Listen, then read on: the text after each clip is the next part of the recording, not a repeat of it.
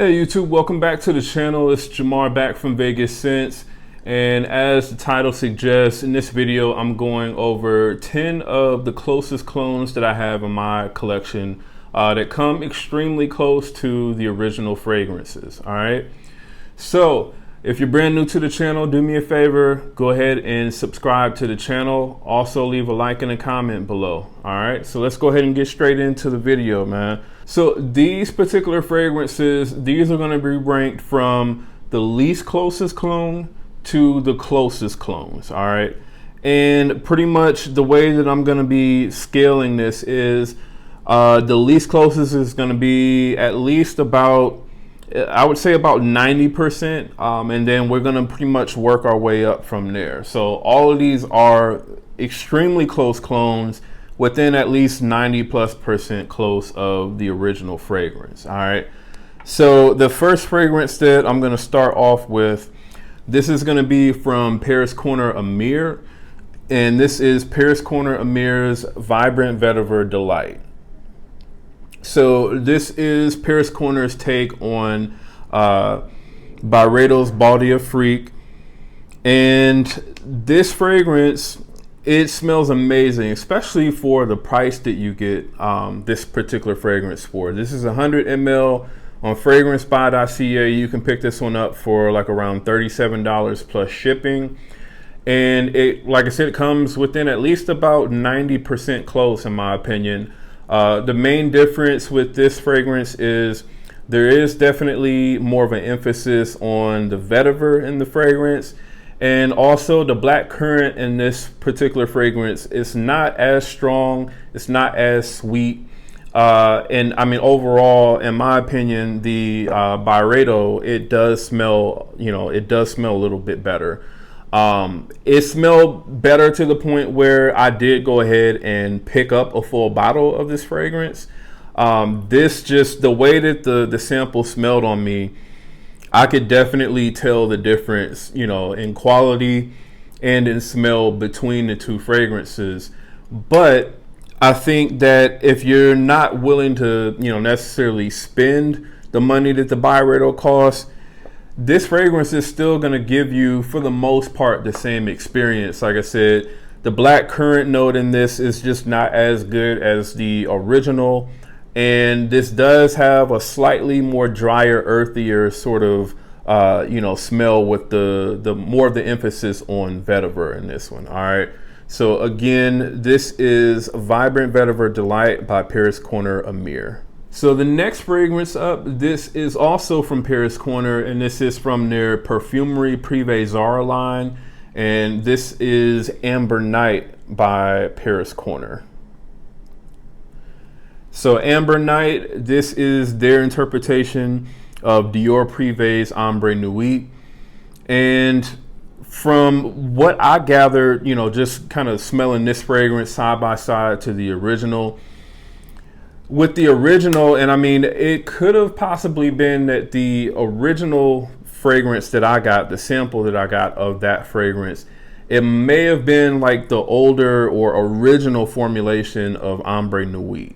I'm not 100% sure on that, because obviously I haven't smelled, both the original formulation or, the ones that kind of relaunched back in, I think, 2018. So I can't really, speak to that, but the difference that I got was the original Ombre Nuit that I smelled, that definitely, it had a slightly more kind of rosy and powdery touch to the fragrance, whereas this fragrance, it definitely is a lot more fizzier, sweeter, and definitely more of an emphasis on amber as opposed to any sort of, rose or floral notes. So I love this fragrance, even though it has that particular difference. In my opinion, this is still at least, 90 to 95% close to what the eventual dry down of the Ombre Nuit sample smelled like that I have. All right.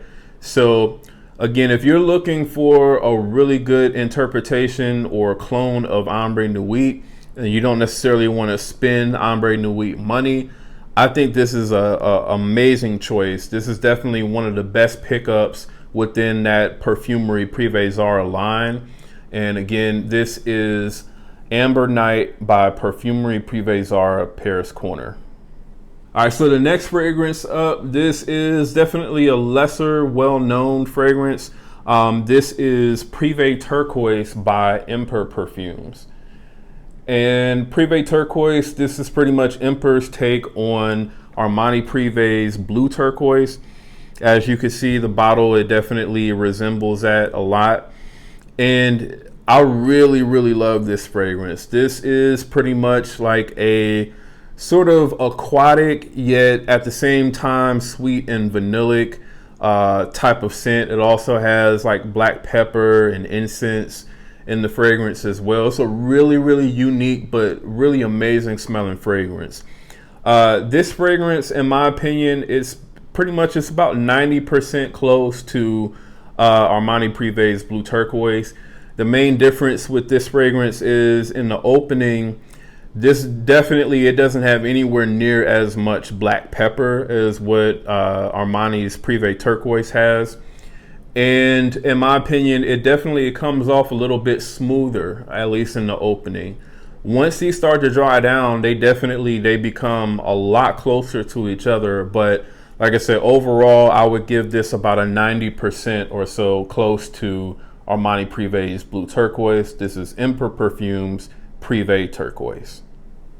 Next fragrance up is from the house of Maison Alhambra, and this is their take on Dior Prive's Tabacular. This is Tabac. All right.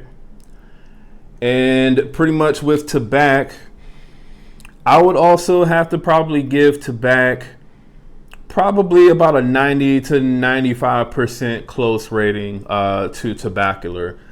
The main difference that I noticed with Tabac was, at least in the immediate opening of the two fragrances, Tabac to me smelled a little bit more green and earthier. Kind of like it had more of like a sort of greener tobacco stem sort of smell, tobacco leaf stem. And it wasn't as smooth from the immediate spray as what the Dior was. The Dior was just smooth the second that you sprayed it on. The Tabac, you kind of have to wait maybe 5 to 10 seconds or so to kind of let it dry down a little bit. But I mean, once the two dried down, these were pretty much almost identical. So I really enjoyed this fragrance. Can't wait to start wearing this again in the winter time. And again, that is Maison Alhambra's Tabac. All right, so our next fragrance up, this is another Dior Prive collection clone. This is from Paris Corner Emir, and this is Frenetic Delicieuse. So Frenetic Delicieuse, I was pretty surprised at how close this was to Dior's Fave Delicieuse. I was really expecting Fave Delicieuse to be a lot more higher in quality than what this was, a lot more complex, especially considering the price of what this particular fragrance costs. I think typically you can get this for like around $35 to $40 or so. So I was really, really surprised at how close this really was to Fave Delicieuse, even from like the opening spray. Pretty much I get 95+% close to Fave Delicieuse with Frenetic Delicieuse, and performance is amazing with this one, at least 8 to 10 plus hours. So again, that is Frenetic Delicieuse by Paris Corner Emir. All right, so now we're getting into the more sort of closer fragrances. So the next fragrance up is from F.A. Paris Fragrance World, and this is their interpretation of Louis Vuitton's Imagination. This is Essence de Blanc by F.A. Paris. So Essence de Blanc, this fragrance, in my opinion, in the immediate opening, this does smell a bit greener and sort of like, it's like a green, sort of harsh, kind of citrus type of smell that you get from this fragrance in the immediate opening. Once that goes away and once the fragrance starts to dry down, to my nose anyway, this does come at least, you know, about 95 to 97% close to Louis Vuitton's Imagination. You know, it definitely, it gives you that same type of vibe that you get with like the neroli note being like the main player in the fragrance, mixed with like that black tea. That's pretty much the same vibe that I get from this particular fragrance. Like I said, just in probably the opening, I don't know, maybe 30 minutes to like 45 minutes or so. This one is definitely, it's a little bit greener in my opinion than what the Louis Vuitton is. All right. So again, that one is Essence de Blanc by F.A. Paris. All right, so the next fragrance up, this is cloning a Maison Francis Kurkdjian fragrance, and this is their take on Aqua Universalis Cologne Forte, and this is Barakkat Aqua Crystal. All right, so I mentioned in the last video that this was a clone of Aqua Universalis Forte, while holding a sample that said Cologne Forte. So it's the Cologne Forte version of Aqua Universalis that this one is cloning. So this is definitely the more sort of watery, you know, kind of more citrus heavy take on, you know, that Aqua Universalis scent DNA. This one pretty much, it just smells like, you know, just fresh kind of linen laundry sheet, you know, type of or dryer sheet type of scent, you know. This one definitely, it gives you really good projection and performance in general. I get at least about 8 hours or so with this fragrance, and it definitely, it smells extremely close to the original. I'm gonna give this at least about 95% or so.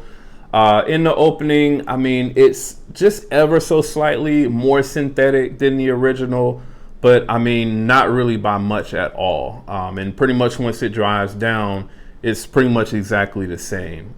So again, this is Barakkat Aqua Crystal by Fragrance World.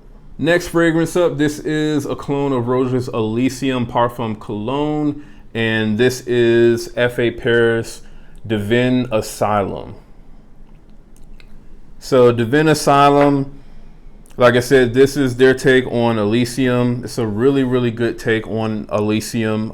In my opinion, it's definitely better than the Fragrance World Imperium.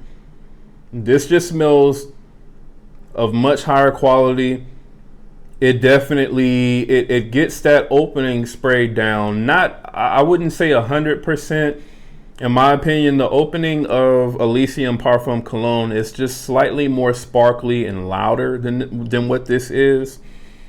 But I mean, pretty much in terms of overall scent and smell, this is at least about 95% close to Elysium. And I get better performance out of this than what I do Elysium. This on me lasts about at least 7 to 7.5 hours or so. With Elysium, at least from what I can tell, you know, and maybe I go nose blind to it, I really can only smell that for about 4 to 5 hours or so on my skin. All right. So again, this one is Divin Asylum by F.A. Paris. All right, so now we're down to the last two. So the next fragrance up is going to be again from Fragrance World. This is their take on YSL's Tuxedo, and this is Fragrance World's Suits. All right, so Fragrance World Suits. This, in at least in the opening, it is slightly different than YSL's Tuxedo. It is. Tuxedo is definitely a bit more higher quality in the opening. This does smell a little bit more kind of synthetic, and just the smell overall when you first spray it on, it is different than what you get from YSL's Tuxedo. But once this starts to dry down, so I would say probably after about maybe 30 minutes or so of this fragrance, starting to dry down, this starts to become like identical to YSL's Tuxedo. And really the only difference that I can really say that you get with this particular fragrance as opposed to YSL's Tuxedo is this is stronger, and this lasts a lot longer than what Tuxedo does. At 12 plus hours on skin, at the very least. So again, this is definitely my replacement, for YSL's Tuxedo. I would give this, just off of the dry down alone, I would give this overall about a 97% close. Like I said, the opening of it is slightly different, but after, like I said, about the 30-minute mark or so, this becomes identical and with better performance. So again, this is Suits by Fragrance World. All right, and so the last fragrance up, I don't have a full bottle of this fragrance, but I do have a sample of this one. And this is from Alexandria Fragrances. This is Alexandria Fragrances Tomcat. So Tomcat is their take on YSL's Baby Cat. And just smelling this side by side with Baby Cat, I was pretty amazed at how close this is to YSL's Baby Cat. The only real differences that I really pick up with this particular fragrance is pretty much in like the kind of opening going into the mid. This to me smells a little bit more greener, a little bit more sort of olibanum heavy. That's the main difference that I get from this particular fragrance over the YSL. But I mean, it's a very slight difference. I don't necessarily know that it would be enough for anybody to be able to tell the difference in the air. Quality wise, this is right there with the YSL. Like, I really don't get any sort of quality difference between this and how the YSL smells. The main difference though, like in the dry down, is the fact that this is just stronger than what the YSL is. And I mean, just overall, this one definitely, it projects a little bit more loudly than what the YSL does. This, I got over 12 hours on my skin. Like I said, I sprayed this on like one afternoon when I was comparing the two. Woke up the next day, like after 12 p.m. noon. I could still smell this. This was the first thing that I smelled when I rolled over. So this is a beast mode fragrance, and it smells a lot like YSL Baby Cat. I'm gonna give this one at least a 97 and 98% close rating. And again, that is Tomcat by Alexandria Fragrances. So let me know what you think of the list, man. I know I did the other list last month. So after, reviewing some of these fragrances and kind of doing side by sides with the original, thought I wanted to go ahead and, kind of do another list and give you all, another list of extremely close fragrances to their original counterparts. All right. So let me know what you thought of the list. Have you smelled any of these clones? Have you smelled any of the originals? And what do you think? All right. So again, that's Jamar back from Vegas Scents. I'll see you on the next video.